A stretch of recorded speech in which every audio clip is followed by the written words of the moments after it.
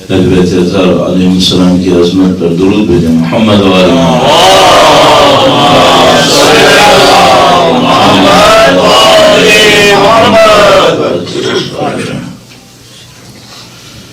اعوذ باللہ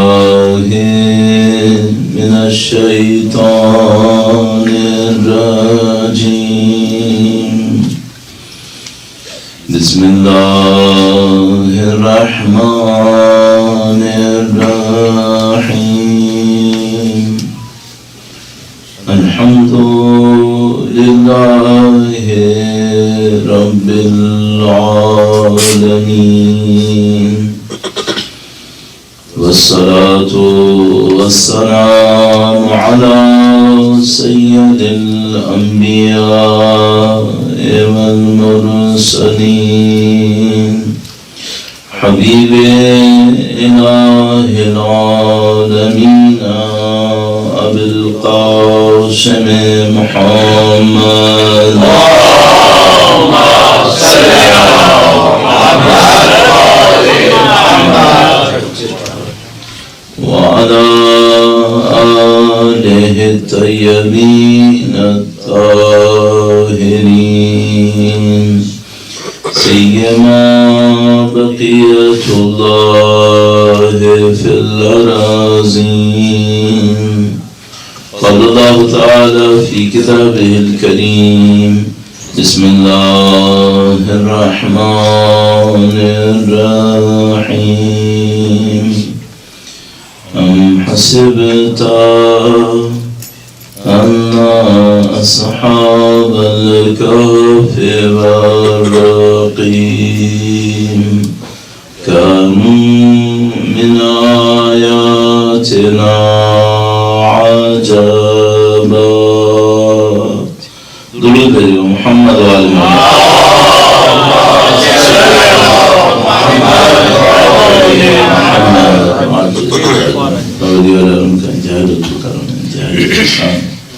خدا نے ایک بار پھر زندگی میں یہ نعمت نصیب کی.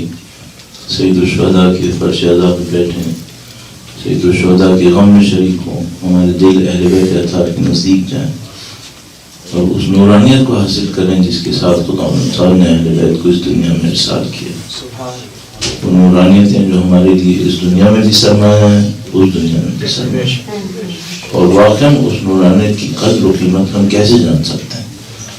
یہ تو وہ جو اہل معرفت ہوتے ہوں گے, جن کو اس دنیا کے حقائق سمجھ میں آتے ہوں گے, وہی بتا پائیں گے کہ نورانیت کیا قیمت رکھتی ہے, اس دنیا میں اثر کیا ہے, اس دنیا میں اثر کیا ہے. لیکن اس بے خبری کے باوجود کم سے کم ہمیں یہ معلوم ہے کہ اہل بیت اطہار علیہ السلام بے مثال ہے, ان کی کوئی مثال نہیں. یہ محبت ہمارے لیے اکسیر ہے, یہ ہماری بیماریوں کا علاج بھی ہے, یہ ہمیں ابدی زندگی بھی دیتی ہے, اور یہ ہمارے خام کو سونا بھی بناتی ہے. میں اس کو کہتا ہوں کہ یہ آب حیات ہے, یہی اکسیر ہے, یہی کیمیا ہے, اور خدا نے ہمیں نصیب کر دی. الحمدللہ. اللہ کی دی اس نعمت کا شکر بجا لانے کے لیے قیامت تک, پہلے مرتبہ تک اپنے لیے اور قیامت تک ہماری تمام نسلوں کے لیے خدا یہ نعمت منظور فرمائے. انشاءاللہ ان کے وارث کی نصرت کی سعادت نصیب فرمائے, اسلام میں موت اور شہادت نصیب فرمائے. درود بھیجو محمد و آل محمد.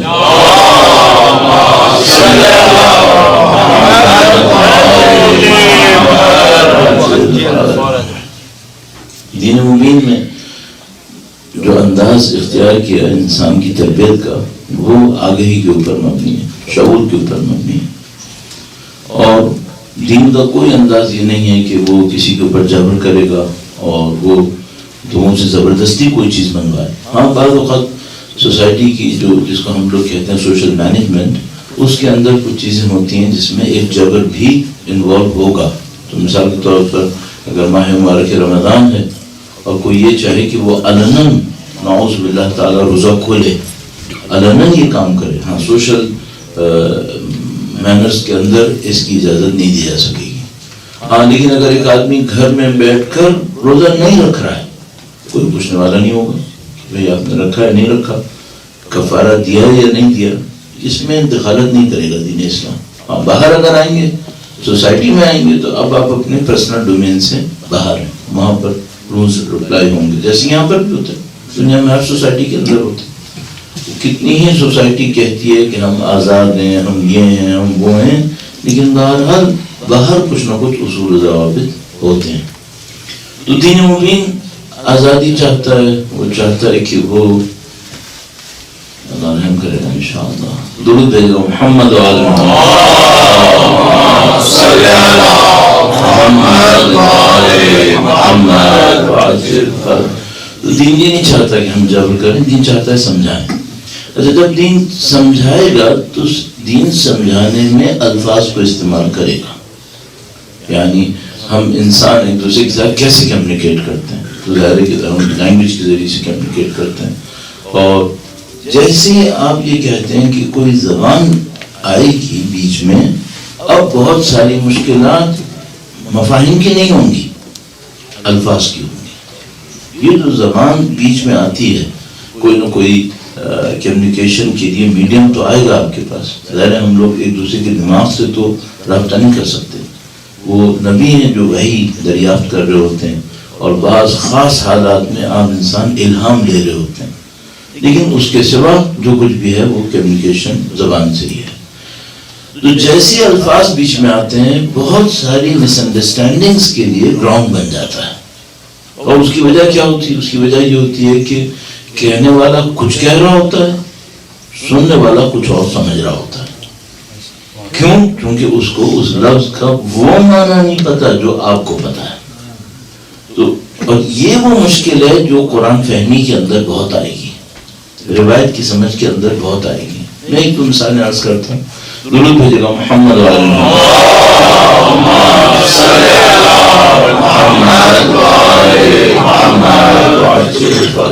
اور کانٹیکس بہت کلیئر ہے. ہم نے یہ جو سلسلہ مجالس عرض کرنی ہے، اس کے اوپر اسلام کی اخلاقی نظام، تربیتی نظام کے اوپر عرض کرنی ہے، اہل بیت کی روایات کی روشنی میں، جیسے کہ کل عرض کیا تھا. لیکن جیسے ہم کہتے ہیں ہم نے ایک روایت پڑھنی ہے، ظاہر یہ الفاظ ہیں. البتہ ان روایات کے پیچھے ایک نورانیت ہے، اس میں کوئی میرے لیے شبہ نہیں ہے کہ روایت کی ساری حقیقت کاغذ اور سیاہی نہیں ہے. کاغذ اور سیاہی یعنی پیپر اور انک مین آف کمیونیکیشن ہے، لیکن یہ اس کی ٹوٹل ریالٹی نہیں ہے. اس کی ریالٹی میں ان رائٹنگ کے پیچھے بھی کوئی نورانیت ہے، وہ جس کو ہم کبھی بعد میں موقع ملا تو عرض کریں گے. تو لیکن جیسے ہم ایک روایت پڑھتے ہیں، اب روایت ہمارے پاس کس صورت میں آئی ہے؟ الفاظ کی صورت میں آئی ہے. اب جیسے آپ لفظ پڑھتے ہیں، وہی پرابلم سامنے آنا شروع ہو جاتی ہے کہ آپ نے لفظ سے مطلب کیا لیا ہے، اور کیا آپ کے پاس وہ احتیاط، وہ بیک گراؤنڈ موجود ہے جس میں آپ لفظ کا صحیح مطلب جان سکیں گے. تو یہ مثال مجھے عرض کرنی تھی، تھوڑی سی سمجھ لیجیے کہ معاشرے کے اوپر ایک تنزیہ مثال بھی ہے. یہ مجھے کہ مثال کے طور پر جب میں اپنے بچپنے کو یاد کرتا ہوں اور اس میں سوچتا ہوں، مثلا ہم لوگ بسوں وغیرہ میں سفر کرتے تھے، تو گزشتہ زمانے میں بسوں میں سیکشنز بنے ہوئے ہوتے تھے کہ ایک خواتین کا ہوتا تھا اور ایک جو ہے وہ مردانہ حصہ ہوتا تھا. تو وہ جو خواتین والا حصہ ہوتا تھا وہاں پہ معمولاً مستورات کا لفظ لکھا ہوتا تھا. مستورات، صحیح. کیا آج کل آپ کو لفظ لکھا ہوا دیکھتے ہیں کہیں پہ؟ نہیں ہوتا. یا مثلا لیڈیز لکھا ہوگا، یا مثال کے طور پر خواتین لکھا ہوگا. تو یہ جو مستورات کا لفظ تھا، یہ مستور کیوں ہو گیا؟ ہاں، مستور کا مطلب کیا ہوتا ہے؟ مستور کا مطلب ہوتا ہے، مستور کا لفظ حاصل ہوا ہے ستر سے. ستر. اچھا، ستر یا ساتر کیا ہوتا ہے؟ آپ نے اپنے نماز کے احکام کے اندر دیکھا ہوگا کہ جناب علی نمازی کے لیے ضروری ہے کہ اس کے اوپر ساتر ہو. ساتر کا مطلب بدن کو ڈھانپنے والی کوئی چیز ہو. تو مثلا بدن کو ڈھانپے اور اتنا حصہ بدن کا ڈھکا ہونا ضروری ہے، تو اس کو ساتر کہتے ہیں. جو پردے کو بھی ساتر کہتے ہیں، پردے کو بھی ساتر کہتے ہیں. تو اب یہ جو مستور ہے یہ کون ہے؟ مستور وہ ہے جو پردے میں ہے. مفعول ہے نا، مفعول. تو مستور وہ ہے جو پردے میں ہے. تو بہت عقل مندی سے لوگوں نے دیکھا کہ اب کوئی پردے میں نہیں ہے، لہٰذا انہوں نے مستور لکھنا بند کر دیا، اور مستور کا پلورل تھا مستورات، مستورات۔ اچھا، اس میں یہ بھی نظر آ رہا ہے کہ ہماری زبان پہ عربی اور فارسی کی گرفت کتنی تھی، بہت زیادہ تھی۔ یعنی مجھے یاد ہے ایک زمانے میں ٹاور پہ اتر کے، معذرت چاہتا ہوں جو کراچی سے آشنا نہیں ہے ان کو میں زحمت دے رہا ہوں، یا میں ٹاور سے اتر کے منی بس لے کر اسکول جاتا تھا، حبیب اسکول، اور وہاں میں 9 سال 10 سال پڑھا ہے، بلکہ شاید تھوڑا زیادہ۔ تو وہاں جو اترتا تھا تو وہاں پہ ایک دیوار کے اوپر اس وقت تک، یعنی میں بات کر رہا ہوں اراؤنڈ 2000 کے قریب، صحیح، اس وقت تک انگلش میں کراچی بندر لکھا ہوا تھا، بندرگاہ نہیں، کراچی بندر، ٹھیک ہے۔ اور اسی خاطر آپ کو پتا ہے کہ یہ روڈ ابھی پرانے زمانے تک بندر روڈ تھا، جبکہ ظاہر ہے کہ وہاں پہ کوئی منکی نہیں تھا۔ تو یہ بندر روڈ کیوں تھی؟ کیونکہ بندر پورٹ کو کہتے تھے۔ ابھی تک آپ کو پتہ ہی ہے کہ بلوچستان کے اندر ابھی تک کیٹی بندر کہتے ہیں اسے، جبکہ کیٹی بندرگاہ نہیں کہتے، صحیح۔ تو یہ انفلوئنس تھا فارسی زبان کا، کراچی بندر یعنی کراچی پورٹ، اور وہ ابھی تک وہ لکھا ہوا تھا، اور وہ یقیناً 71 سے پہلے کا لکھا ہوا تھا، کیونکہ اس کے اوپر ویسٹ پاکستان بھی لکھا ہوا تھا۔ تو اور وہیں پہ گھاردر میں ہی ایک مسجد ہے، ابھی تک تھی، آخری وقت تک جب میں وہاں سے گزرتا ہوں دیکھتا تھا، اس کا نام ہے مسجد ناخدا، ناخدا۔ اب ذرا اردو میں بڑا شاکنگ ہے یہ کہ اگر کوئی فارسی کا بیک گراؤنڈ نہ رکھتا ہو کہ بھائی کس نے مسجد بنا دی جس میں خدا نہیں ہے، لیکن یہ کہ یہ ایکچولی فارسی کا ناخدا ہے، جس کا مطلب کیپٹن ہے، شپ کا کیپٹن۔ یقیناً کوئی کیپٹن ہوگا جس نے وہاں پہ مسجد بنائی ہوگی، یا کیپٹنز کے لیے بنی ہوگی، اس وجہ سے اس کا نام مسجد ناخدا تھا، صحیح۔ تو یہ زبان اپنا اثر عجیب و غریب طریقے سے لوگوں کے ذہن پر اور آخرکار افعال کے اوپر، جو ذہن میں بات آتی ہے وہ عمل کے اندر ریفلیکٹ ہوتی ہے، یہ اثر دکھاتی ہے۔ اور یہ جو زبان کا اثر ہے اور لغت کا اثر ہے، یہ ہمارے اعمال کے اندر بھی ریفلیکٹ ہوگا۔ آپ سمجھتے قرآن فہمی میں اس کا اثر کتنا ہوگا۔ اگر کوئی معاشرہ قرآن کریم کی تبعیت میں آگے بڑھنا چاہتا ہے، اور خدا نہ کرے اگر اس کی لغت کے اوپر گرفت نہیں ہوئی، بہت مشکلات آئیں گی۔ اسی طریقے سے اگر کوئی اہل بیت اطہار علیہ السلام کے کلام پر توجہ دینا چاہتا ہے، نبی اور ان کی اولاد پہ درود بھیجو، محمد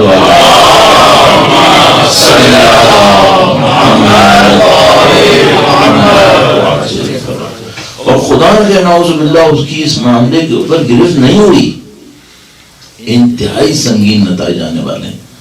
بدقسمتی سے یہ گرفت زیادہ تر نہیں ہے، اور اس کے نتیجے میں سوشل میڈیا میں جو بقول ہمارے ایک دوست کو کہتے ہیں جو دھمال مچا ہوا ہے، وہ اللہ جانتا ہے کہ کیا ہو رہا ہے۔ تو ابھی کچھ دن پہلے میں ایک مثال آپ کی دیکھا اور آپ کا وقت لے رہا ہوں، لیکن میں آج ایک امپورٹنٹ بات، کوشش تو ہر روز کرتا ہوں امپورٹنٹ بات کی، آج زیادہ امپورٹنٹ ہے تو وہ عرض کرنی تھی، اس کے لیے میں بیک گراؤنڈ کریٹ کر رہا ہوں۔ ایک بار پھر ضرور بھیجے گا، محمد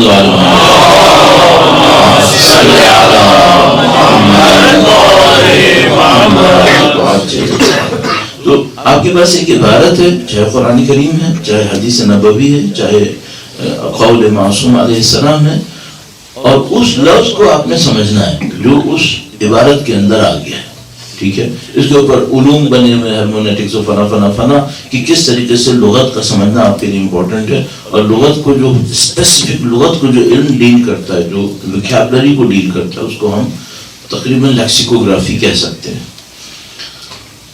یہ بات تو یہ ایک بات ہو گئی لغت، مجھے مثال عرض کرنی ہے جو لغت کا معاملہ۔ ایک اور مسئلہ ہے، وہ کیا ہے؟ وہ انسانی غلطی ہے جو انوالو ہوتی ہے۔ یعنی امام نے ایک لفظ ارشاد فرمایا، سننے والے نے سن بھی لیا، لکھ بھی لیا، لیکن ہمارے پاس ایک حدیث ہے جس نے بہت بڑی مشکل کی بھی ہے، اس حدیث میں بدقسمتی سے نقطے موجود نہیں ہیں، نقطوں پر اختلاف ہے، اور نقطوں پہ اس اختلاف کی وجہ سے یا وہ 70 بنے گا یا وہ 90 بنے گا، یا وہ 70 بنے گا یا وہ 90 بنے گا، اور مشکل پڑ گئی، صحیح۔ اب لغت کا بھی مسئلہ نہیں ہے، اب مسئلہ اس غلطی کا ہے کہ اب اس کو 70 پڑھنا ہے کہ 70 بنے یا 90 پڑھنا ہے کہ 90 بن جائے. صحیح. اور دونوں میں الفاظ وہی ہیں سین اور عین، لیکن نقطوں کا مسئلہ ہے. تو یہ ایک اور پرابلم ہو گئی. اس کے بعد اگر آپ ایررز کی دنیا میں چلے جائیں، الا ماشاء اللہ، الا ماشاء اللہ. وہ کیسے؟ پرانے زمانے میں نسخہ برداری ہوتی تھی. آپ کے پاس ایک کتاب ہے، میں طالب علم ہوں آپ کا، میں اپنے استاد سے کتاب لوں گا اور اس کو ہاتھ سے لکھوں گا. صحیح ہے. اب اس ہاتھ سے لکھنے میں مجھے جلدی بھی دکھانی ہے، چونکہ جس کی کتاب ہے بہرحال اس کو بھی کتاب چاہیے ہوگی. اور اب مجھے ہاتھ سے 400 صفحے لکھنے ہیں. غلطی کا کتنا امکان ہے؟ الا ماشاء اللہ. نہیں معلوم کتنی غلطیاں کروں گا. اب اس میں یہ بھی دیکھنا پڑے گا کہ جس سے میں نے لی تھی اس کی لکھائی کیسی تھی. کیا میں اس کی لکھائی کو صحیح سمجھ بھی پا رہا تھا یا نہیں پا رہا تھا؟ تو پتہ نہیں کتنی غلطیاں ہو جاتی ہیں. اب مثال کے طور پر میں نے ایک کتاب اٹھائی، وہ ترجمہ، وہ کتاب جو ہے بہت اعلیٰ پائی ہے، مثلا نہج البلاغہ. ترجمہ کس نے کیا ہے؟ مفتی جعفر حسین صاحب. اور جو اس وقت پرنٹڈ ترجمہ ہے اس میں 2 بلنڈرز تو میں خود دیکھ چکا ہوں. ایسے بلنڈر جو مینیجبل ہیں ہی نہیں. کس کو بلیم کروں؟ ظاہر ہے کہ مجھے تو مترجم کو دینا پڑے گا. نہیں، ناانصافی ہوگی اگر مترجم کو کہوں کہ مفتی جعفر حسین صاحب عرب ادب کے اتنے بڑے ماہر اور وہ ترجمہ نہ سمجھ پائے. نعوذ باللہ، میں کبھی بھی یہ نہیں کہوں گا. یعنی میں اتنا بیوقوف نہیں ہوں کہ میں یہ بات کہوں گا کہ مفتی صاحب عربی نہیں سمجھ پائے. تو پھر کیا اردو نہیں سمجھ پائے؟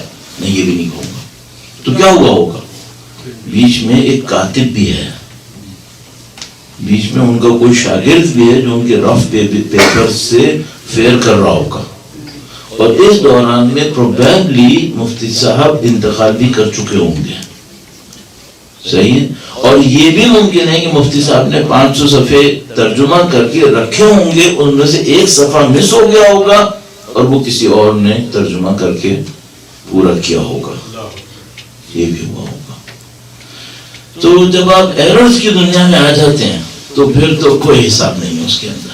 بہت مہارت چاہیے کہ آپ دیکھ کر یہ بتا پائیں کہ یہ تو میں مترجم کی بات کر رہا ہوں، عربک کے اندر بھی اسی طریقے سے بہت مہارت چاہیے. تو مثال کے طور پر ایک آدمی آپ کے سامنے کہے گا کہ یہ قول مثلا معصوم علیہ السلام کا ہے، اور آپ سنتے کہیں گے یہ پاسبل ہے ہی نہیں، اصلا یہ ہو ہی نہیں سکتا. کیوں؟ وہ عربی استعمال کر رہا ہے 2 اور 4 صدی ہجری کی، اور امام کا وہ قول مثال کے طور پر پہلے 10-15 ہجری کا ہونا چاہیے تھا، 25 ہجری کا ہونا چاہیے تھا. یہ 400 سال کا عربی کا فاصلہ، یہ کہاں سے کون پاٹے گا اسے؟ تو اس کو فوراً کہنا پڑے گا کہ یہ تو ہو ہی نہیں سکتا. یہ بتاؤ غلطی کیا ہوئی ہے؟ یہ اس طرح بہت ساری چیزیں جو انوالو ہوں گی. صحیح ہے. یہ میں نے مقدمہ اس لیے آپ کی خدمت میں عرض کیا کہ آپ جب کبھی بھی کوئی روایت دیکھیں اتنی آسانی سے ججمنٹ نہیں دیجیے گا، تھوڑا احتیاط کیجیے گا. اور مثال جو میں آپ کی خدمت میں عرض کرنا چاہ رہا تھا، کچھ دن پہلے کراچی میں ایک جگہ عشرہ مجالس کے دوران کسی نے مجھ سے کہا کہ مولانا خطبہ موجود ہے نہج البلاغہ میں، جس کے اندر امام نے اپنے کسی دوست کا تذکرہ کیا ہے اور یہ فرمایا کہ اس کے فراق میں اب ہم اپنی بوٹیاں کاٹیں تو صحیح ہے. یہ جملہ کچھ ہضم ہو رہا ہے کیا؟ صحیح. بالکل یہی ترجمے میں لکھا ہوا ہے، بالکل یہی.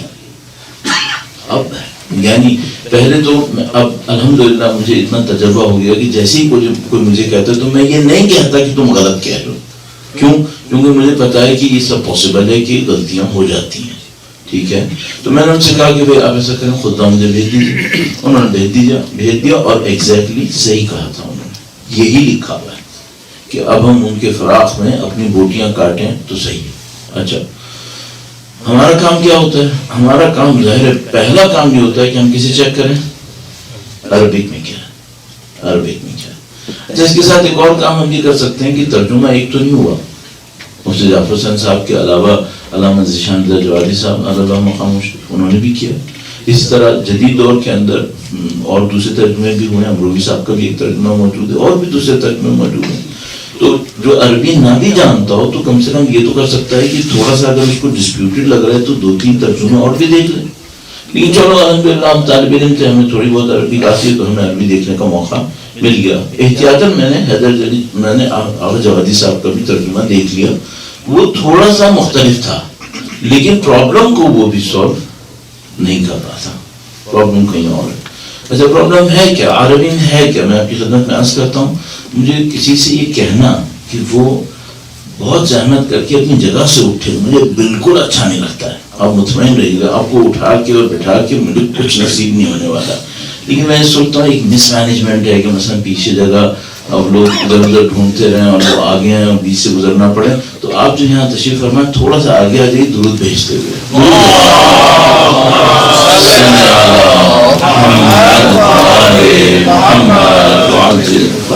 اچھا ہمیشہ جب میں کہتا ہوں تو میرے ذہن میں ہوتا ہے کہ بھائی کچھ لوگوں کو ٹیک لگانی ہے, وہ ٹیک لگائے ہیں. مجھے اندازہ ہے کہ میں بھی چونکہ ابھی کچھ دنوں میں ٹیک لگاؤں شاید, تو میں پہلے سے مقدمہ بنا رہا ہوں کہ اگر چند سال کے بعد مجھے لگانی پڑے تو میرے لیے ذرا گراؤنڈ بنا ہوا ہو کہ لوگ مجھ سے یہ نہ کہیں مولانا آپ بھی ذرا ہلیں ذرا. تو یہ بہت ظاہر مجبوریاں مشکلات سب ہوتا ہے. اور پھر جو آج کل دنیا میں کھانا ہمیں دیا جا رہا ہے وہ ہمیں معلوم ہے کہ وہ کیا دیا جا رہا ہوگا, تو اس کے ساتھ یہ ساری پرابلمس آ سکتی ہیں. اپنی سلامتی کے لیے درود بھیجے گا محمد والا.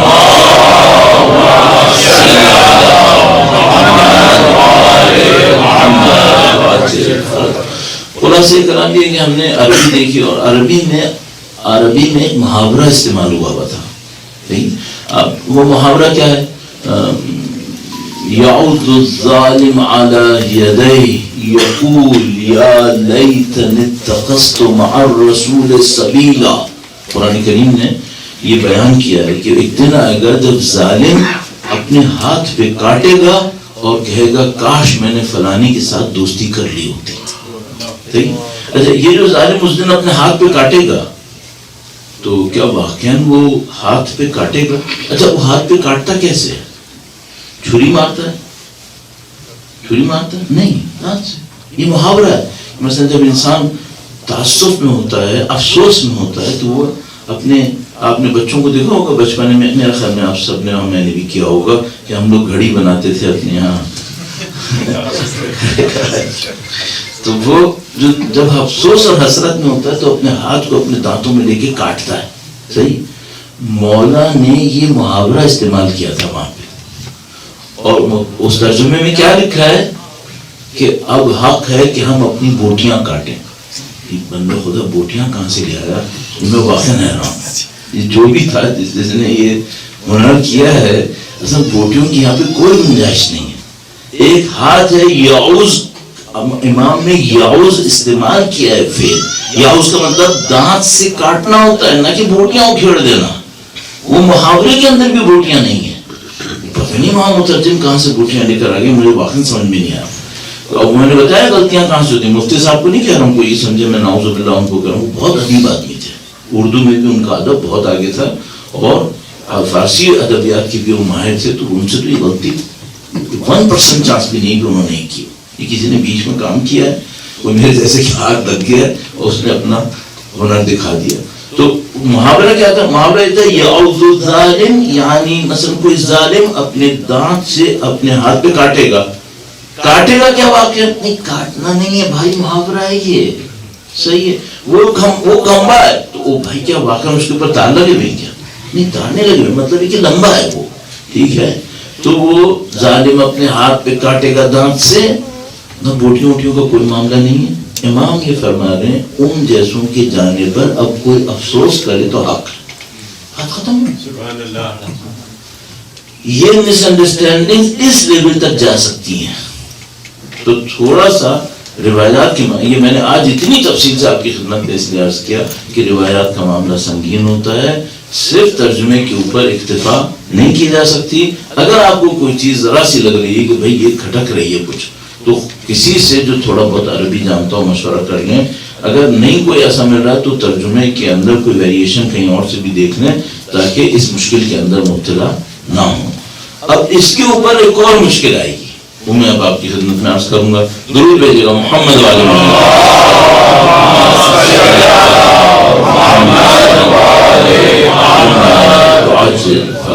یہ جو مشکلات ہیں یہ فہم الفاظ کے اندر وغیرہ یہ تو میں نے آپ کی خدمت میں عرض کی. اب ایک اگلی مشکل وہ کیا ہے؟ وہ مشکل ہے ٹرمینالوجیز. ایک دفعہ ایک سادہ عربی ہے جس کو ہم نے سمجھنا ہے, اس میں مشکل آتی ہے. ایک دفعہ محاورہ ہے جس کو ہم نے سمجھنا ہے, اس میں مشکل بڑھ گئی ہے. صحیح ہے. ایک دفعہ ایک ٹرمینالوجی بیچ میں آ گئی ہے. اچھا اب وہ جو ٹرمینالوجی ہے اس کا یقیناً کوئی کانٹیکسٹ ہے. مثال کے طور پر آپ کسی سائنس کے اندر, اور میں ایک دفعہ پتہ نہیں کیلیفورنیا میں تھا کہاں پہ, ایک صاحب نے بتایا کہ مولانا یہ ویفرز بنانے کے بہت ماہر ہیں.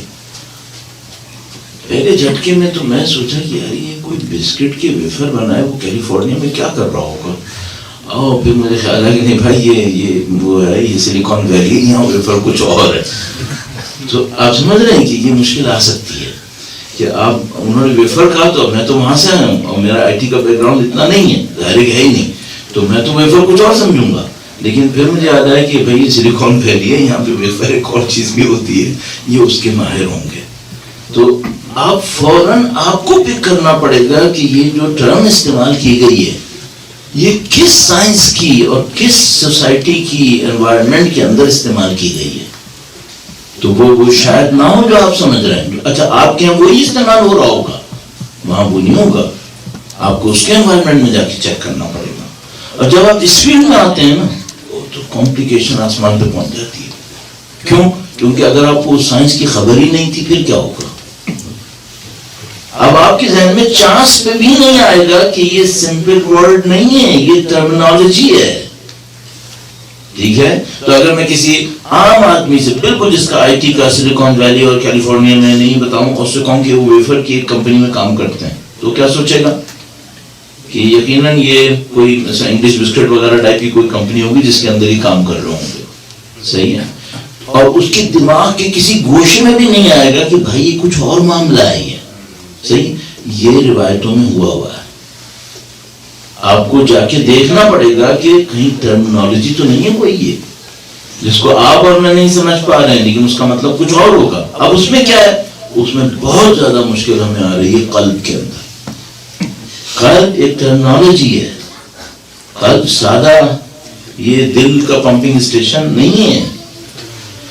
اب جہاں کہیں بھی قلب آیا ہے قرآن کریم میں اور روایات میں, شاید قرآن کریم کے حساب سے میں عرض کروں چونکہ قرآن کریم لمیٹڈ ہے number of pages, number of words میں, شاید 90% سے اوپر قلب کا مطلب یہ والا دل نہیں ہے. ٹھیک ہے. اور وہ کیا ہے وہ میں اتنی دفعہ کہہ چکا ہوں کہ اب میرے خیال میں جو سننے والے ہیں اگر میں سنایا دوبارہ تو وہ جو سننے والے ہیں وہ کچھ توڑ دیں گے کہ مولانا نے حد کر دی, اتنی دفعہ دوہرا دیا ہے کہ اب ہم اس کو نہیں سن پائیں گے. قلب انسان کے غیر مادی وجود کے اندر, نان میٹیریل ایگزسٹنس کے اندر بالکل علیحدہ ایک حقیقت ہے. ٹھیک ہے. البتہ جو ہماری نان میٹیریل ایگزسٹنس ہے وہ پارٹیشنز نہیں لے سکتی, پارٹس نہیں لے سکتی, وہ ایک ہوتی ہے لیکن اس کے فنکشنز مختلف ہو سکتے ہیں.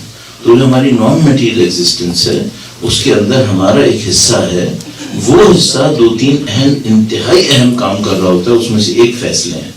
صحیح ہے. اس حصے کا نام ایک اصطلاح میں ایک حیثیت میں قلب ہے, اس کا نام قلب ہے. یہ نان میٹیریل ہے, اس کے بہت میجر ہماری زندگی کے اوپر اثرات ہیں کیونکہ ان میں سے ایک حصہ ایک کام اس کا فیصلے کرنا بھی ہے, اور ظاہر ہے ہماری پوری دنیا فیصلوں کے اوپر چل رہی ہے.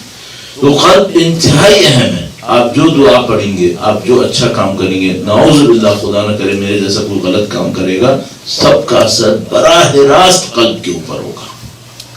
اور یہی قلب اسٹوریج ہے, یہی قلب ریفلیکٹر ہے اعلیٰ حقائق کا, یہی قلب پروسیسر ہے ہمارے فیصلوں کا.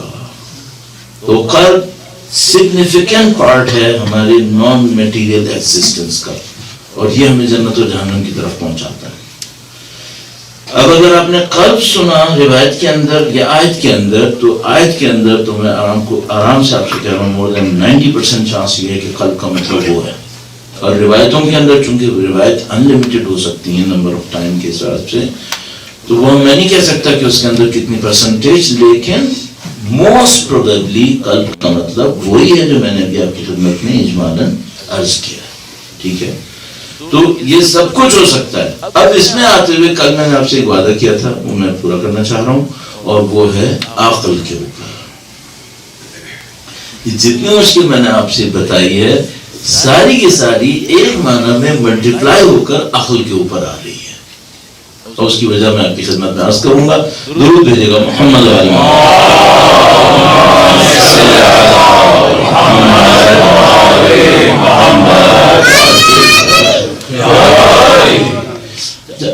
عقل کے اندر یہ مشکل کیوں آ رہی ہے؟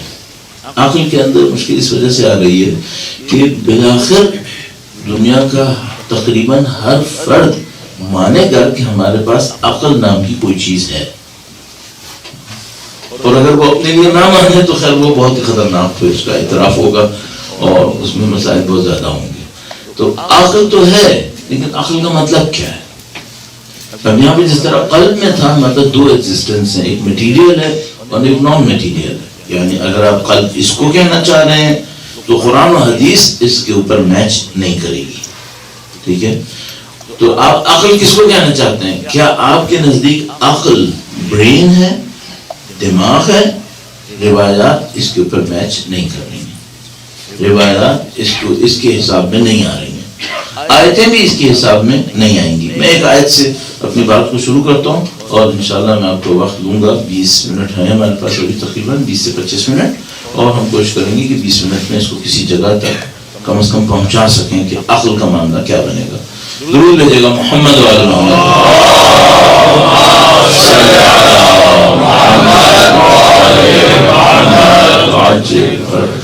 قرآن کریم نے گویا بنی اسرائیل کے لیے ارشاد فرمایا سورہ حشر کے اندر, تحسبهم جميعا وقلوبهم شتى ذلك بأنهم قوم لا يعقلون. تم ان کو اکٹھا دیکھتے ہو لیکن ان کے دل بکھرے ہوئے ہیں. قلوبهم, قلوب کا لفظ استعمال جو میں ترجمہ مجبور ہوں میں عربی سے اردو میں لاؤں گا تو اسے کیا بولوں گا؟ دل بولوں گا. اور پھر اب مطلب دل یہ والا دل نہیں ہے. صحیح, تحسبهم جميعا, تم ان کو اکٹھا سمجھ رہے ہو. اب اس اکٹھا مطلب میں بھی کیا ہے؟ ایسا اکٹھا سمجھتے ہو کہ یہ سب ایک جگہ بیٹھے ہوئے ہیں؟ نہیں, یہ تو کوئی بھی نہیں سمجھتا بنی اسرائیل ایک جگہ بیٹھے ہوئے ہو. کیا مطلب اکٹھا سمجھتے ہو؟ یعنی تم لوگ یہ سمجھ رہے ہو کہ یہ اپنی سوسائٹی میں کنیکٹڈ ہیں ایک دوسرے سے. اکٹھا ہونے کا ایک مطلب یہ بھی ہو سکتا ہے. تحسبهم جميعا ایک اور مطلب ہو سکتا ہے, تم لوگ یہ سمجھ رہے ہو کہ یہ سب اکٹھے ہیں توحید کے اوپر, جبکہ نہیں ہے. ہاں یہ بھی ہو سکتا ہے, بہت سارے مطلب ہو سکتے ہیں. خدا نے فرمایا تحسبهم جميعا, تم اس کو اکٹھا سمجھ رہے ہو, وقلوبهم شتى, جبکہ ان کے دل بکھرے ہوئے. قلوب ان کے جو ان کی نان میٹرل ایگزسٹنس ہے وہ سب بکھری ہوئی ہے, ان میں کوئی اتحاد نہیں ہے. صحیح, یہ ان کی ایک ویکنس ہے یا ان کی کوئی اسٹرینتھ ہے؟ یہ آف کورس ویکنس ہے یہ, کہ تم سمجھ رہے تھے کہ اکٹھے ہیں لیکن یہ اکٹھے نہیں ہیں. اس کا مطلب کیا ہے؟ تم سمجھ رہے ہو کہ یہ طاقتور ہے لیکن یہ طاقتور نہیں ہے, اور یہ ان کی ویکنس ہے. کیوں ہے یہ ویکنس؟ ذالک بانہم قوم لا یعقلون, اور اس کی وجہ یہ ہے کہ یہ وہ قوم ہے جو عقل سے کام نہیں لے رہی ہے. صحیح ہے, آج کے دور میں انفارچونیٹلی اس کے پاس سب سے ہے.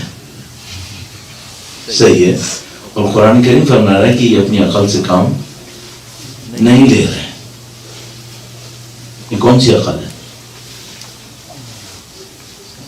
صحیح ہے, تو مثال کے طور پر ہم تو اور آپ بہت ایک دوسرے سے کہتے ہیں کہ بھائی یہ نو کا آئی کے لیول بہت اوپر ہے, اور یہ لوگ بہت ہوشیار ہیں, یہ لوگ بہت بڑے پلانرز ہیں.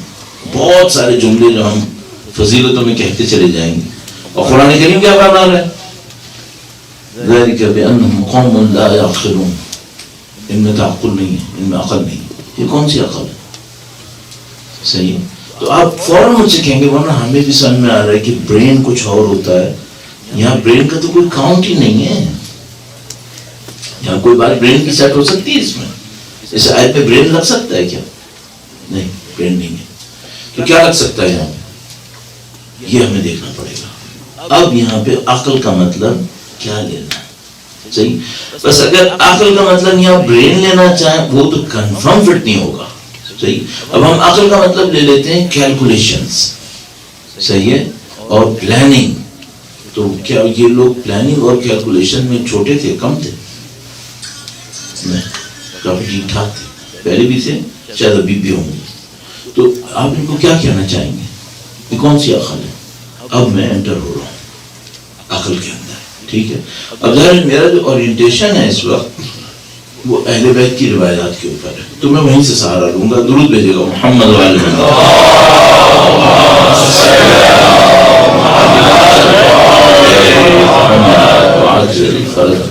بہت مشہور ایک جملہ ہے اور مولا امیر المومنین سے منسوب ہے، ان کی ذات پہ درود بھیجے محمد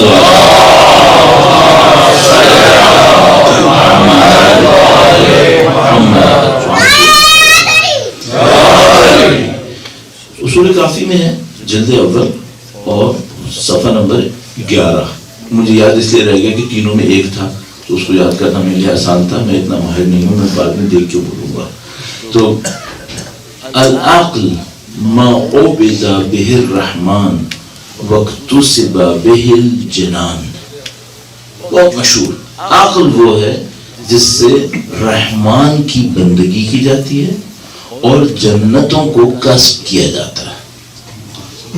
مولا کا فرمان، صحیح. اچھا، یہ عقل آپ نے لے لیا، ٹھیک ہے. جیسے آپ نے عقل یہ لیا ما عبد به الرحمن واکتسب به الجنان، اب لا یعقلون بالکل فٹ ہے. اب لا یعقلون صحیح ہے. تم سمجھ رہے تھے کہ یہ اکٹھے ہیں، یہ اکٹھے نہیں ہیں، ان کے دل بکھرے ہوئے ہیں. کیوں؟ ان میں عقل نہیں ہے. کون سی عقل نہیں ہے؟ کیلکولیشن والی ہے، میٹیریل پلاننگ والی ہے، پی ایچ ڈیز اور ڈاکٹریٹ بھی ہیں، لیکن پرابلم یہ کہ وہ عقل جس سے اللہ کی بندگی ہو وہ ان کے اندر نہیں ہے. تو ان کے اندر کون سی عقل ہے؟ ان کے اندر عقل ہے شہوتوں کی پرستش کی. انہوں نے خدا کو مائنس کیا ہوا ہے اور اس خدا کو مائنس کر کے اپنے نفس کو اس کی جگہ فٹ کیا ہوا ہے.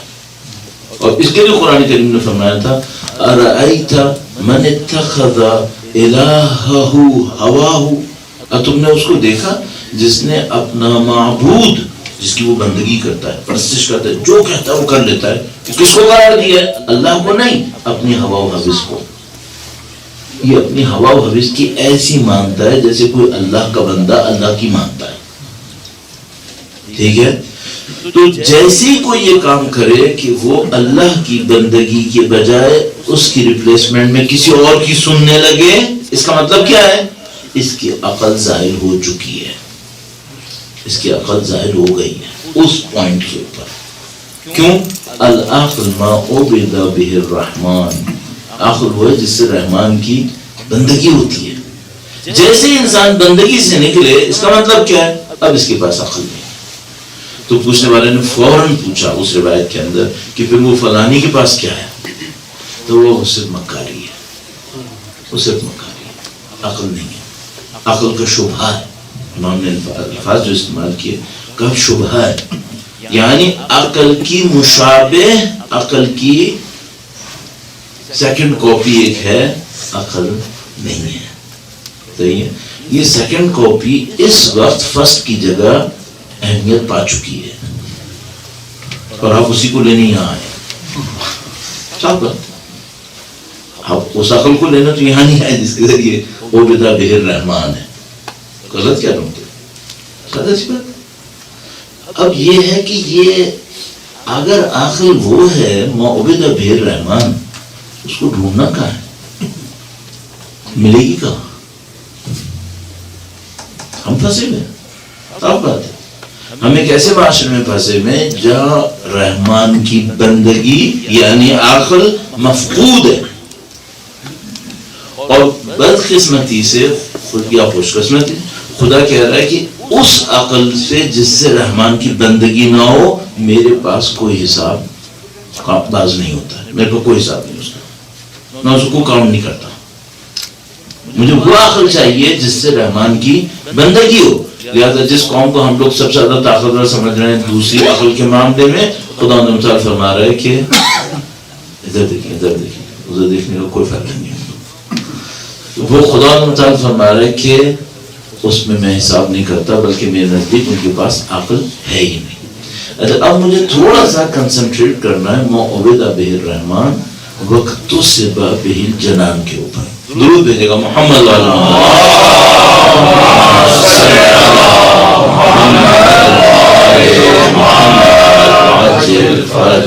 آپ یقین مانیے ہم لوگ تو چونکہ ہمارا کام ہی جانا لوگوں کے پاس اور ان کے درمیان بولنا ہے، تو ابھی جیسے ہوا نا کہ مثلا ایک naan event which is naan issue side میں ہو رہا تھا جو اصل کام تھا، اور زیادہ تر لوگ نان ایشو کو دیکھ رہے تھے. ٹھیک ہے، بالکل یہی ہمارے معاشروں میں ہو رہا ہے، اور جو معاشرے کو چلانے والے ہیں وہ اس بات کی ماہر ہیں کہ وہ نان ایشو کو کریٹ کریں، اور ان کے سامنے جو لوگ ہیں وہ ابھی لوگ ہیں چاہے کتنے ہی پڑھے لکھے کیوں نہ ہوں. عقل کے اوپر یہ کنٹرول نہیں آیا کہ ایشو اور نان ایشو کو ڈسٹنگوش کرے کہ بھائی میں گھر سے نکلا تھا، اتنا میں نے ٹائم نکالا تھا، دو بندوں کو باتیں سننا دیکھنے کے لیے نہیں آیا تھا میں یہاں پہ، لیکن میں نے پھر بھی وہی کرنا ہے یا نہیں کرنا. یہ مسئلہ ہے. آپ اپنی لائف میں ایشو اور نان ایشو کو ڈسٹنگوش کریں اور ایشو کے اوپر اپنی لائف گزارے. میں اپنے لیے کہہ رہا ہوں یہ بہت امپورٹنٹ ہے. خدا مدد فرمائے. درود بھیجے گا محمد وآل محمد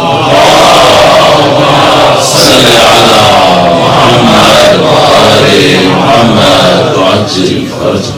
اچھا میں اس معاملے کو عقل کی اس ایکسپلینیشن کو معوذ بہ الرحمن وقتصب بہ الجنان آج نہیں کر پاؤں گا، اس کو میں تھوڑا سا روک رہا ہوں. میں عقل کے ایک اور معاملے کو آپ کی خدمت میں آج عرض کروں گا، چونکہ میں ٹائم دیکھ رہا ہوں بس مشکل سے 10-11 منٹ ہے.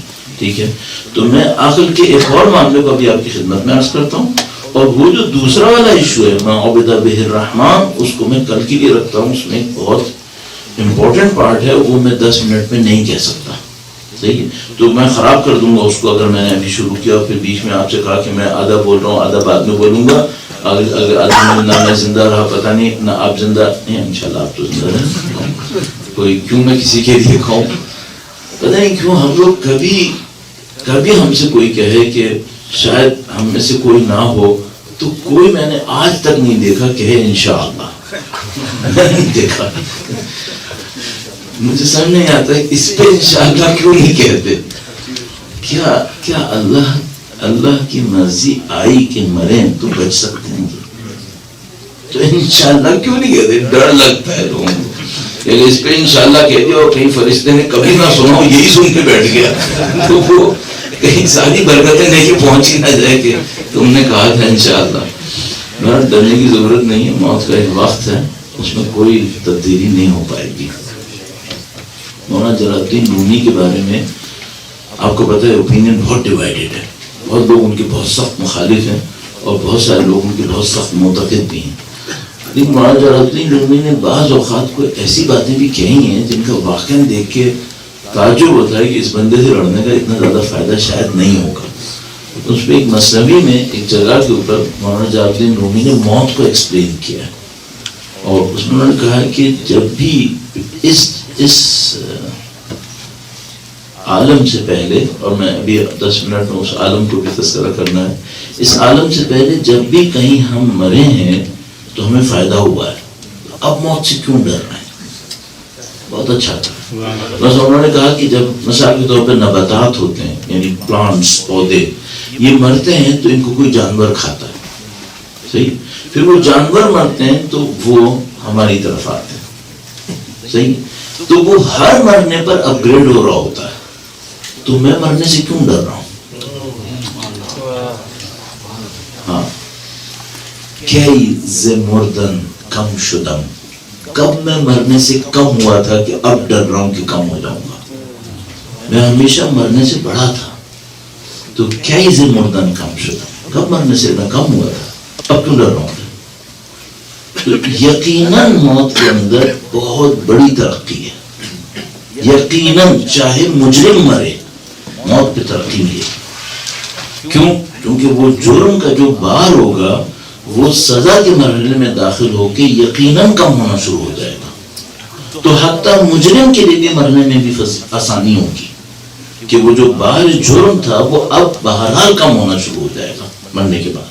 صحیح. اور اچھے آدمی کے لیے تو مرنے میں یقیناً آسانی ہے کہ وہ اس دنیا تک پہنچنا شروع ہو جائے گا جس دنیا کو اس نے اتنی مدت میں ڈیولپ کیا تھا. تو وہ بیوقوف ہے کہ مرنے سے ڈرے گا. صحیح. ہاں وہ ڈر رہا ہوگا جس نے غلط چیزیں بھیجی ہیں بما قدمت ایدیہم، جو قرآن کریم میں سورہ جمعہ میں ارشاد فرمایا. وہ ڈر رہا ہوگا جس کو پتہ ہے میں نے کیا بھیجا ہے آگے. لیکن میں نے عرض کیا کہ وہ بھی مرے گا تو اس کا فائدہ ہے. کیوں؟ جرم کا بار سزا کی وجہ سے کم ہونا شروع ہو جائے گا. لیکن بہرحال موت کا ایک خوف ہے کافی لوگوں کے ذہن میں. تو یہ جو دنیا ہے عقل کا ایک اصطلاح ایک اور جگہ پہ استعمال ہو رہی ہے، وہ مجھے آپ کی خدمت میں عرض کرنا ہے. ایک بار پھر درود بھیجے گا محمد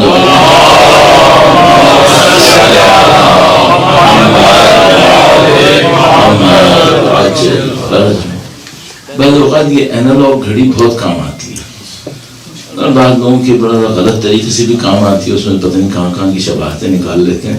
لیکن بہرحال میرے خیال میں اینالوگ گھڑی سے کچھ اچھی شباہتیں بھی نکالی جا سکتی ہیں. وہ کیا ہے؟ آپ اینالوگ گھڑی کو سوچیے اپنے ذہن میں سامنے لگی ہوئی ہے، تو اس میں ٹاپ کے اوپر ایک 12 ہے. اب وہ نہیں کرنے والا جو آپ سمجھ رہے ہوں گے. باٹم کے نیچے ایک 6 ہے. ٹھیک ہے. میں اس کو 3 حصوں میں تقسیم کر سکتا ہوں. تو 12 سے لے کے 10 تک، 10 سے لے کے 20 تک، اور 20 سے لے کے 30 تک which is 6. تو اس کے بعد جب واپس جائے تو پھر دوبارہ 10 کر کے اس کو 3 حصوں میں تقسیم کیا جا سکتا ہے. ٹھیک ہے. تو یہ کیا معاملہ سوچیں، ہم یہ سوچنا چاہ رہے ہیں. اچھا یہ جو اوپر سے نیچے آتا ہے، اگر آپ سوچیں تو یہ ہاف سرکل ہے. اوپر سے نیچے آیا تو یہ ہاف سرکل ہے. ہاف سرکل کو عربی میں کہتے ہیں قوس، یعنی کمان. کمان جو تیر کمان والی کمان ہوتی ہے وہ، تو وہ جو گو ہوتی ہے وہ ہاف سرکل ہوتی ہے. ٹھیک ہے. اس کو قوس کہتے ہیں عربی میں. اچھا نزول کا مطلب ہوتا ہے نیچے آنا. صحیح ہے. تو یہ جو 12 سے 6 تک ہے یہ ایک قوس ہے، یہ ایک وہ ہے کمان ہے، لیکن یہ نزول والی ہے، نیچے آنے والی ہے. ٹھیک ہے.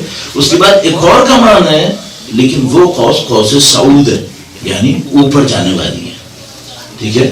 تو ایک قوس نزول ہے اور ایک قوس سعود ہے جو اوپر جانے والی ہے.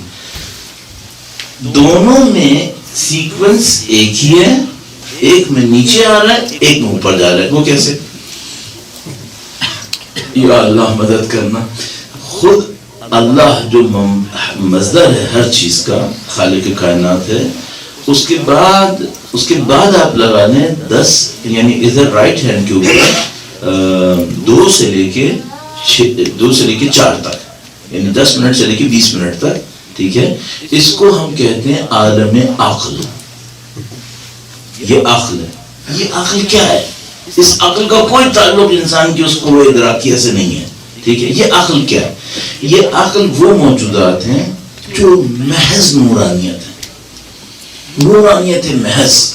ان کے اندر نہ مادہ ہے، نہ شکل ہے، نہ ڈیفیشنسی ہے، کچھ نہیں ہے ان کے اندر. یہ صرف نور ہے. اور ان کے ٹاپ پر وہ نور ہے جس کو اللہ نے سب سے پہلے خلق کیا ہے. ظاہر ہے کہ نور نبوی اور نور علوی. درود بھیجیں محمد وعلی صلی علی محمد. انا وعلی من نور واحد. میں اور علی ایک نور سے خلق ہوں. ایک نور سے. صحیح. تو یہ جو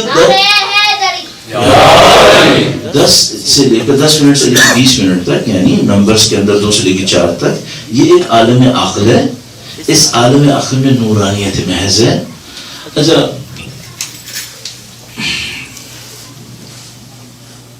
اس کو اور نام، اس کے نام بہت ہیں. میں ان کے ناموں کی تفصیل میں نہیں جاؤں گا. وہ جو آپ سنتے ہیں نا ملکوت، بلاہوت، لاہوت وغیرہ، وہ سب یہاں فٹ ہوتے ہیں.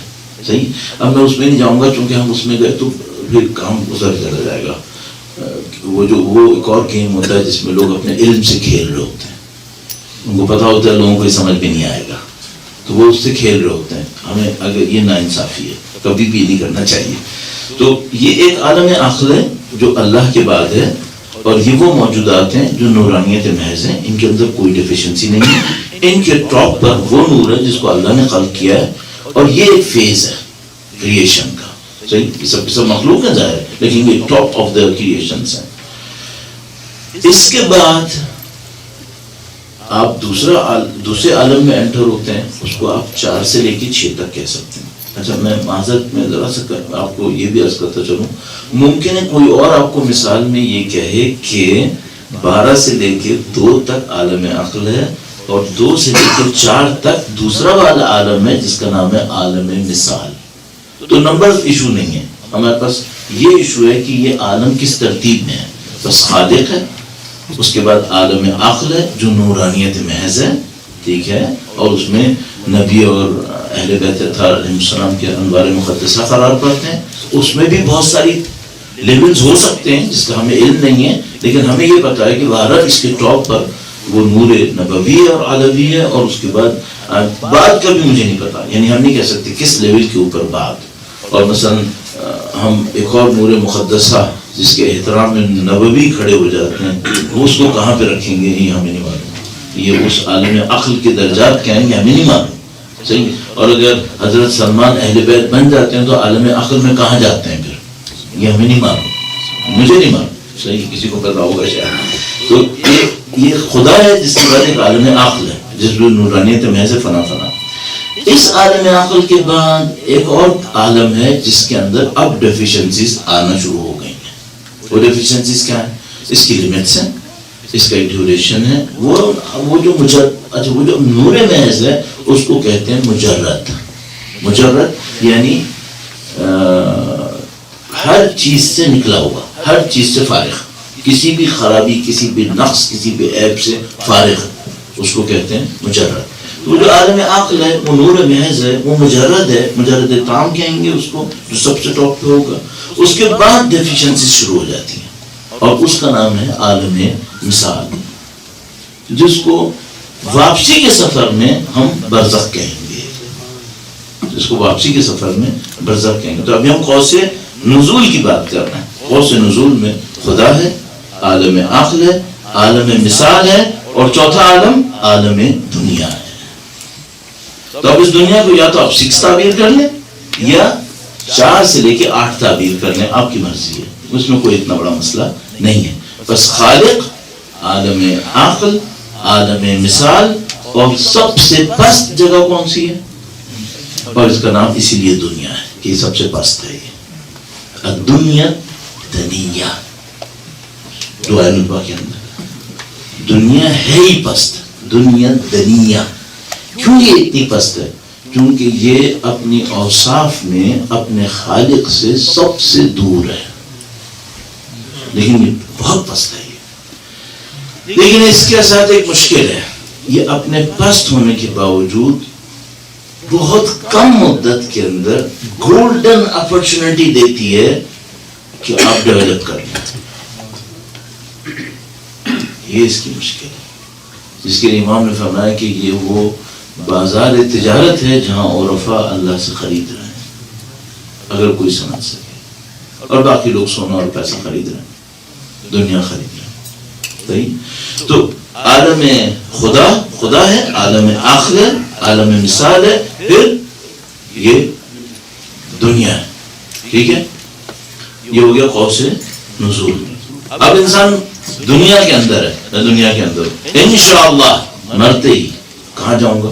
عالم مثال کے اندر۔ یہ عالم مثال، اس کے اور نام کیا ہے؟ اس کا برزخ بھی کہتے ہیں، اس کو قبر بھی کہتے ہیں، ٹھیک ہے۔ جب مثال سے فارغ ہو گیا، اور اللہ کرے کہ اتنا اچھا رہوں کہ مجھے اس کی ضرورت نہ پڑے، تو مجھے داخل ہونا ہے عالم عقل کے اندر، صحیح ہے۔ اور اس عالم عقل میں نہیں معلوم کتنے درجات ہیں، جس کے اینڈ میں کون ہے؟ خود خدا ہے۔ انا للہ و انا الیہ راجعون۔ ہم جس ترتیب سے آئے ہیں اسی ترتیب پہ ہم نے واپس جانا ہے، اس کو کہتے ہیں قربتاً الی اللہ۔ اب آپ کے میری قسمت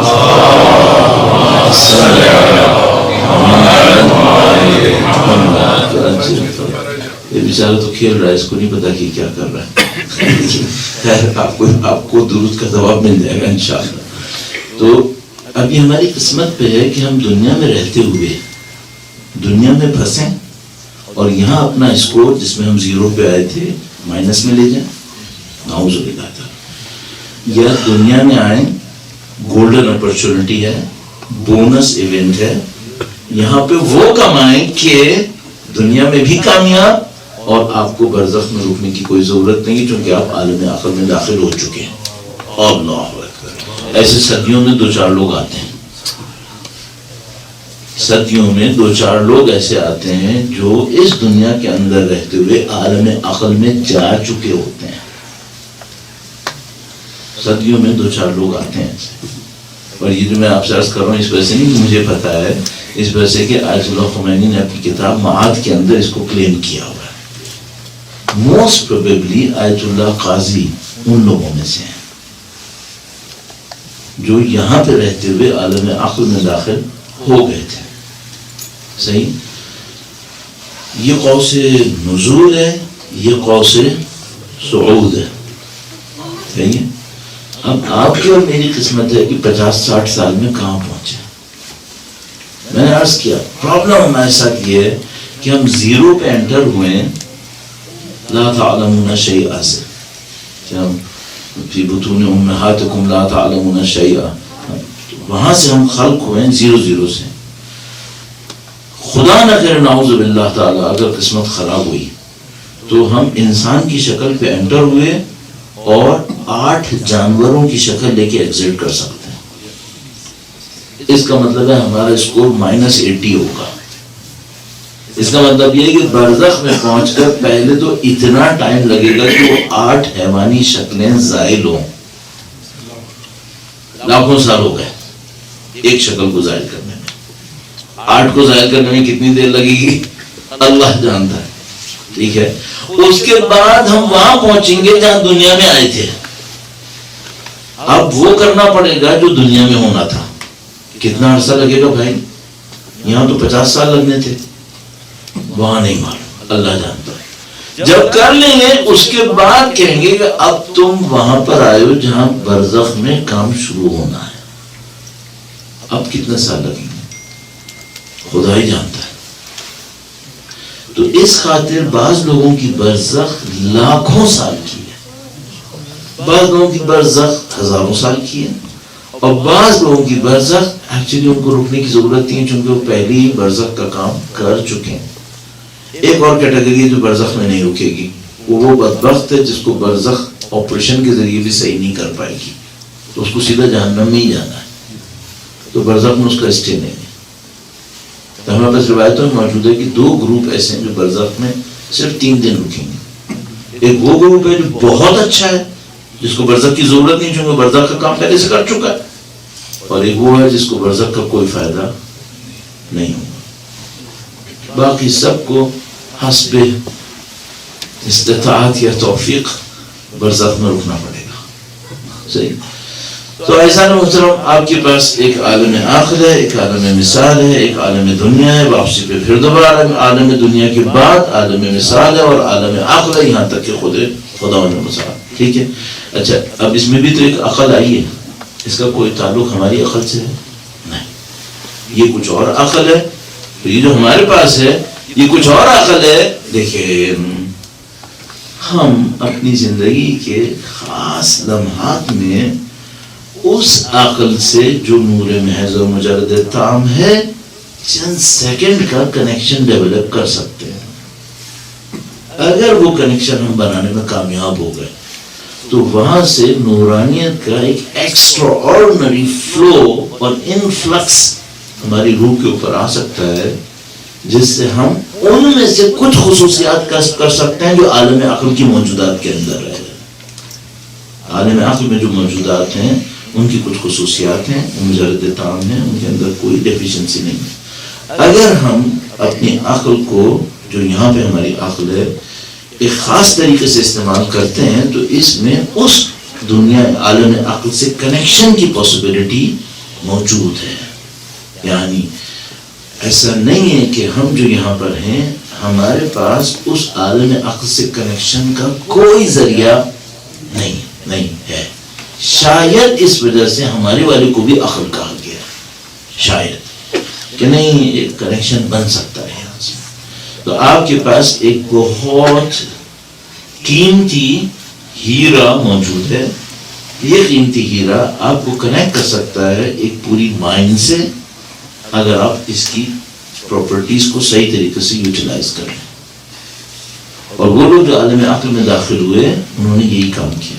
انہوں نے اپنی عقل کو صحیح استعمال کیا، صحیح فیصلے کیے، اور صحیح فیصلے کرتے ہوئے وہ عالم عقل سے متصل ہو گئے.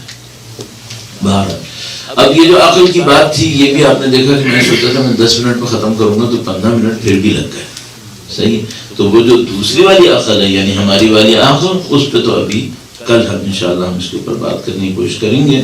فی الحال کے لیے آپ بس اتنا رٹ لیجئے کہ اللہ عالم عقل، عالم مثال، عالم دنیا، وہ آپ سیدھے پھر دوبارہ عالم دنیا کے بعد عالم مثال، عالم عقل اور پھر خدا. یہ قوس نزول، وہ قوس صعود، یہ انا للہ اور وہ انا الیہ راجعون. درود بھیجیں محمد وعلی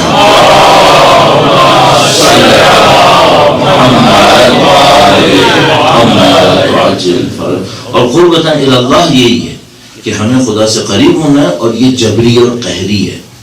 پٹ کے قریب ہونا ہے یا بندگی کر کے قریب ہونا ہے، جل کے مر کے کامل ہونا ہے یا اپنے ارادے اور اختیار کے ساتھ کامل ہونا ہے. ٹھیک ہے. یہی سفر ہے. یہ جو سفر آخرت ہے یہ کیا ہے؟ یہی سفر آخرت ہے. یہی جو عالم مثال، عالم عقل اور خدا کی طرف سفر ہے، یہی سفر آخرت ہے. اور تو کوئی سفر نہیں ہے یہاں. ٹھیک ہے. تو بہت ساری چیزیں کلیئر ہوتی ہیں اگر اس معاملے کو جو ابھی ہم نے چند منٹ میں 15 منٹ میں عرض کیا آپ کی خدمت میں. اگر آپ کو ڈیٹیلز اس میں لینی ہے تو پہلی کتاب جو آپ کے لیے اچھی سورس بن سکتی ہے وہ آیت اللہ خمینی، امام خمینی کی معاد کتاب جو اردو میں ٹرانسلیٹ ہوئی ہے، ان کی اسپیچز کے ایکسٹریکٹس ہیں. اور وہ ایکسٹریکٹ ہوئے کی بھی ایکسٹریکٹ ہے جو اردو ٹرانسلیشن ہے، وہ اس کا بھی تھوڑا سا حصہ ہے، لیکن اس کے باوجود اس کے اندر بہت کچھ ہے. تو اگر کوئی اس کے اوپر تھوڑا سا محنت کرنا چاہے تو وہاں پہ اس کو بہت کچھ مل سکتا ہے. ایک بار پھر درود بھیجے گا محمد وعلی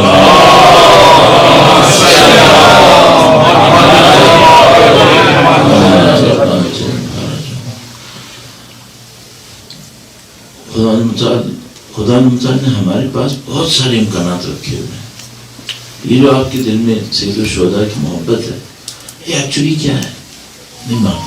حقیقت یہ کہ اس کی حقیقت کیا ہے یہ ہمیں نہیں معلوم، لیکن یہ سمجھ میں آتا ہے کہ عالم عقل میں ایک عظیم الشان مقام سید الشہداء کے پاس ہے. عظیم الشان مقام. کیوں؟ عالم عقل میں 5 انوار ہیں جو ٹاپ پر ہیں، اور وہ 5 انوار اس عظیم الشان ہستی کے اوپر اپنے آپ کو فوکس کیے ہوئے. کیوں ہمارے پاس یہ روایتوں میں ہے کہ شب جمعہ سب سید الشہداء کے پاس جاتے ہیں. یہ پورا عالم عقل سید الشہداء کے پاس جا رہا ہوتا ہے. اس کا مطلب ہے دنیا میں کوئی کہیں پر بھی ہو اگر اس نے اپنی اسپرچولیٹی کے اوپر واقعی کوئی محنت کی ہے سوائے یہ کہ وہ سید الشہداء کے راستے سے آئے گا، اس کے پاس کوئی راستہ نہیں ہوگا، ورنہ وہ کہیں اور پہنچ جائے گا، صحیح جگہ نہیں پہنچے گا. سید الشہداء کی محبت اس لیے میں ابھی آپ کی خدمت میں عرض کر رہا تھا. میں نے 3 لفظ استعمال کیے. میں خطیب نہیں ہوں اور نہ میں شاعری کرنا چاہتا ہوں. یہ آب حیات ہے، یہ اکسیر ہے اور یہ کیمیا ہے. 3 کو ذہن میں رکھیے. یہ آب حیات ہے، یہ اکسیر ہے اور یہ کیمیا. یہ سید الشہداء کی محبت اور خدا نے آپ کے دلوں میں قرار دیتی ہے. یہ کمال ہو گیا. خدا نے بڑا لطف کیا. اور یہ وہ دروازہ ہے جو ہمیں نہیں معلوم کہاں کہاں تک پہنچا سکتا ہے. اور بدقسمتی سے ہم اس کو بہت چھوٹی چیزوں کے لیے استعمال کریں جو ہماری غلطی ہے، ورنہ یہ سید الشہداء کا معاملہ ہے. اور سید الشہداء کے مصائب میں جو ایک عجیب پہلو آ گیا وہ یہ کہ اب لوگوں کے دل سید الشہداء کے ساتھ ایسے جڑے ہیں کہ بہت زیادہ تفصیل میں نہیں جانا ہوتا. یعنی کچھ باتیں لوگوں کو سید الشہداء کے غم میں لے جانے کے لیے کافی ہیں. تو مثال کے طور پر میں جب کچھ نہیں بن پاتی مجھ سے تو میں صرف اتنا کہتا ہوں ذرا سوچنا کوئی پیاسا ہو. ہم لوگوں کے لیے بچپن سے سید الشہداء کے مصائب سن سن کے ایسا ہو گیا کہ ہمارے لیے تصور کافی ہے کہ کوئی پیاسا ہو. تو ہم برداشت نہیں کر سکتے کہ کوئی پیاسا ہو. کیوں؟ کیونکہ ہمیں ہر پیاسے کے پیچھے اپنے مولا کی پیاس نظر آتی ہے. ہمیں ہر پیاسے کے پیچھے ایک علی اصغر نظر آتا ہے. ہمیں ہر پیاسے کے پیچھے حسین کی یتیمہ نظر آتی ہے. سید الشہداء کے عاشق بہت تھے. سید الشہداء کے عاشقوں نے سید الشہداء کی محبت میں وہ قربانیاں دیں جس کا کوئی حساب نہیں. مثلا اگر صرف حضرت مسلم بن عقیل کے مصائب کے اوپر غور کریں. حضرت مسلم بن عقیل سید الشہداء کی غربت سے پہلے غریب الوطن ہو گئے. جس طرح سید الشہداء کی غربت تھی حضرت مسلم بن عقیل ایک معنی میں اور بڑی غربت جھیل رہے تھے. کیونکہ اصحاب سید الشہداء کے مقدس چہرے کو دیکھ کر مطمئن ہو جاتے تھے. لیکن مسلم بن عقیل تنہا تھے ان جانوروں کے درمیان اور وحشیوں کے درمیان. اور مسلم بن عقیل کے بارے میں مشہور ہے کہ جب حضرت مسلم بن عقیل کو دھوکے سے ایک جگہ کے اوپر پکڑ لیا گیا تو حضرت مسلم بن عقیل نے وہ پانی مانگا. اور جب وہ پانی بار بار خون سے نجس ہوا اور انہوں نے پانی چھوڑ دیا تو انہوں نے مزید پانی نہیں مانگا. اور بیان کرنے والے یہ کہتے ہیں کہ انہوں نے کہا اس کا مطلب ہے میرا مولا پیاسا شہید ہوگا. کہ خدا یہ چاہتے کہ میں پیاسا شہید ہو جاؤں. سید الشہداء کی محبت یہ کر رہی ہوتی ہے. اور عزیزوں ہم سب کو معلوم ہے کہ جو لاشا سید الشہداء کی لاش سے پہلے پامال ہوا وہ مسلم بن عقیل کا لاشا. ابھی کربلا کا کوئی شہید نہیں ہوا تھا اور مسلم بن عقیل کا لاشا پامال ہو گیا تھا. مسلم بن عقیل کا بڑا مقام ہے. لیکن آج جو ایک عجیب روایت ہے ہمارے پاس مستندات کے اندر بھی ہے وہ یہ کہ جب حضرت مسلم بن عقیل کی شہادت کی خبر سید الشہداء کے خیمے میں پہنچی تو حضرت مسلم بن عقیل کے لڑکوں نے ماتم کرنا شروع کیا اور انہوں نے کہا کہ ہم نے اپنے والد کا انتقام لینا ہے. سید الشہداء نے ان کو اطمینان دلایا کہ ہم جنگ جاری رکھیں گے. اور اس کے بعد سید الشہداء نے ایک عجیب کام کیا. سید الشہداء نے حضرت مسلم بن عقیل کی بیٹی کو بلایا. حضرت مسلم بن عقیل کی صاحبزادی کو بلایا. بعض لوگ نام بیان کیے ہیں لیکن میں حضرت صاحبزادی کو بلایا. آج وہاں روایت موجود ہے کہ سید الشہداء نے اپنے پاس بٹھا کر ان کے سر پر دست نوازش پھیرا, ان کو پیار اور محبت کی نظر سے دیکھا اور حتیٰ روایت موجود ہے کہ کانوں میں بالیاں لٹکائی. یہ روایت ہے ہمارے پاس. سید الشہداء کی اس محبت کو دیکھتے ہوئے اس بچی نے فوراً احساس کیا اور کہا کہ کیا میرا بابا مارا گیا ہے. تو ظاہر کہ یہ کیوں ایسا تھا کیونکہ اس بچی نے دیکھا کہ سید الشہداء مجھے ایسے پیار کر رہے ہیں جیسے وہ یتیموں کو پیار کرتے ہیں. عزیزوں آپ سید الشہداء کی یتیموں کے مسائل سمجھے آپ. اس معصوم یتیمہ نے ساری زندگی دیکھا تھا کہ میرے والد کسی بھی یتیم ہونے پر پیار کرتے تھے, اس کے ساتھ ہاتھ پھیرتے تھے اور اس کی کانوں میں بالیاں لٹکاتے تھے. اس مظلومہ کو نہیں پتا تھا کہ شام غریبہ تماشے لے کر آئے گی, شام غریبہ کانوں کے زخم لے کر آئے گی, شام غریبہ تمہیں آگ لے کر آئے گی. ألا لعنة الله على القوم الظالمين وسيعلم الذين ظلموا أي منقلب ينقلبون. پروردگارا تجھے واسطہ اہل بیت کی مظلومیت کا اور بارش اہل بیت کے ظہور میں تعجیل فرما, ہمیں ان کی نصرت کی سعادت نصیب فرما. خدا اعلیٰ کی سعادت کو ہماری زندگی میں موت تک اور ہماری نسلوں میں قیامت تک جاری و ساری فرما. خداوند اہل بیت کی نصرت کی راہ میں شہادت نصیب فرما. ربنا تقبل منا انك انت السميع العليم وتب علينا انك انت التواب الرحيم بجاه نبيك وعزرته الطاهرين.